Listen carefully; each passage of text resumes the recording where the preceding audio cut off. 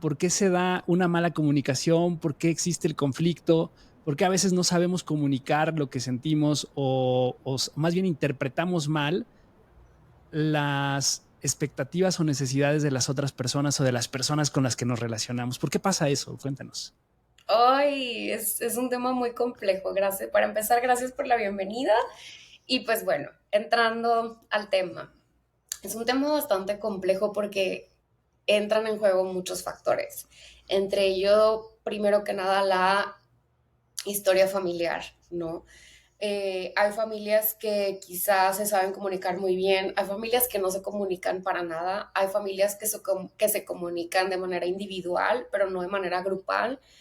Hay familias que utilizan ciertos patrones pasivo-agresivos para comunicarse, otras familias que son totalmente agresivas, incluso violentas, y que a veces esa es la única forma en la que se saben relacionar. Y esa es la única forma en la que la familia se puede sostener. De lo contrario, no funcionaría o no saben cómo. Entonces, partiendo desde ahí, imagínate que ese es nuestro como patrón, ¿no? Ujú. Como nuestro esquema, lo que aprendemos y de alguna forma interiorizamos. Entonces, podríamos pasarnos la vida entera también como echándole la culpa, ¿no? De alguna forma a nuestra historia familiar, pero llega un punto en el que cada uno es ideal que reflexione acerca de esta historia familiar y que Claro. sobre todo pueda de alguna forma empoderarse, pero en el sentido de responsabilizarse, más que de empoderamiento como tal, sino tomar responsabilidad sobre no es su propio futuro o su propio camino. Entonces es ahí donde uno pues puede elegir, cuestionarse y elegir de qué otras formas quiere comunicarse o de qué otras formas se quiere relacionar. Ahí entran en juego de nuevo muchos factores, entre ellos sí la historia familiar, las emociones, qué tanto sabemos identificar nuestras emociones, qué necesidades tenemos, qué estilo de apego tenemos, qué estilo de comunicación tenemos, qué cosas son no negociables, qué cosas sí son negociables, muchos factores, ¿no? Muchos factores. Entonces, ¿de qué depende? Pues de todo esto. Por eso es que es un tema tan Sí. complejo y que se intenta como estructurar un poquito más a través de todos estos estilos de comunicación. Yo creo que tocaste un tema clave, ¿no? Que son estos pilares que adquirimos justo en nuestra crianza, en nuestra historia de vida y al final pocas personas quizás logramos tener un poquito de conciencia de la importancia o más bien de estos sesgos con los que hemos vivido toda la vida, ¿no? Porque generalmente vivimos en creencias. Entonces, si yo crecí, como tú dices, en un ambiente en donde pues, la comunicación era agresiva todo el tiempo, pues yo Claro. normalizo que la comunicación debe ser de esa forma, ¿no? Entonces, esa es mi creencia. Y entonces, si yo me relaciono con una persona que al contrario, a lo mejor eran demasiado amorosos, que hablaban las cosas, etcétera, pues ahí viene un choque, ¿no? Entonces, si yo tengo un conflicto, yo voy a explotar, pero tú tratas de calmar y demás. Y entonces, a veces nos relacionamos con personas pues, que creemos que tienen que ser como nosotros, ¿no? O sea, porque para nosotros eso es lo habitual.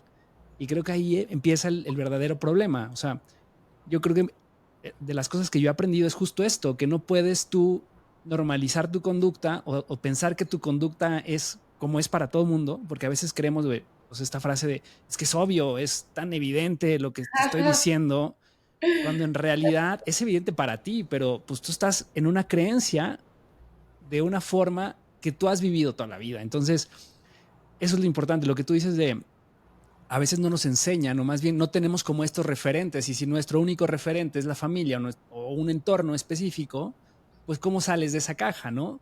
Y también creo Claro. que no es para todo mundo, o sea, porque pues, no todo mundo va a ser consciente, hay personas que se van a quedar ahí todo el tiempo, pero yo creo que las personas que nos escuchan sobre todo o aquellas que están buscando cambiar, porque lo primero que tiene que haber es conciencia de algo está mal en mí, quiero cambiar o Claro. quiero mejorar, ¿qué empiezo? ¿Cómo empezamos a tomar conciencia de ello y a lo mejor en estos pequeños tips que podríamos hablar con este contexto que te doy, ¿qué podría Claro. ser importante en una persona que está empezando a reconocer que a lo mejor su estilo de comunicación no es el adecuado?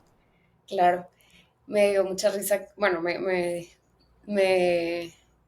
sí me llamó la atención que justo ayer yo le decía a una paciente como, es que, claro, el primer paso es que haya conciencia de la enfermedad. Y la primera cara que hizo fue como así, ¿no? Como que se le salieron los ojos y le digo, tranquila, o sea, no es que, claro, no es que signifique que estés enferma, no, sino como la conciencia de que hay algo que está mal, hay algo que hay que mejorar, hay algo que está ahí no siendo saludable, etcétera. Entonces, a lo que voy es que su cara dijo mucho, ¿no? Nos asusta mucho darnos cuenta de este tipo de cosas y nos asusta mucho el cambio, nos asusta mucho lo incierto, lo incómodo. Entonces a veces preferimos quedarnos en lo familiar, que aunque no sea familiar y cómodo, que aunque no sea lo más saludable y a veces ni siquiera es lo que queremos para nosotros, pero como es cómodo, prefiero quedarme ahí, ¿no? Entonces, sí, sí es un punto muy importante. ¿Cómo te das cuenta? Creo que tiene que haber el factor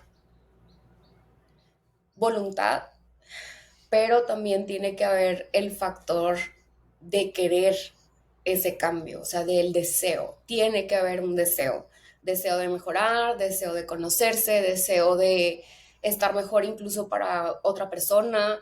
A veces la gente va a terapia porque quiere mejorar para un trabajo, porque quiere mejorar, bueno, no un trabajo, sino su posición en el trabajo, para su pareja, para sus hijos, para sus padres, o sea, y a veces esa motivación está bien, que eso de alguna forma, que ese deseo nos mueva, pues bueno, ya después lo haremos de nuestro, ¿no? Y está bien, también forma parte de esta interdependencia, pero tiene que haber un deseo, o sea, tiene que haber el deseo del cambio. De lo contrario, te puedes quedar detrás de la piedra toda la vida, toda la vida.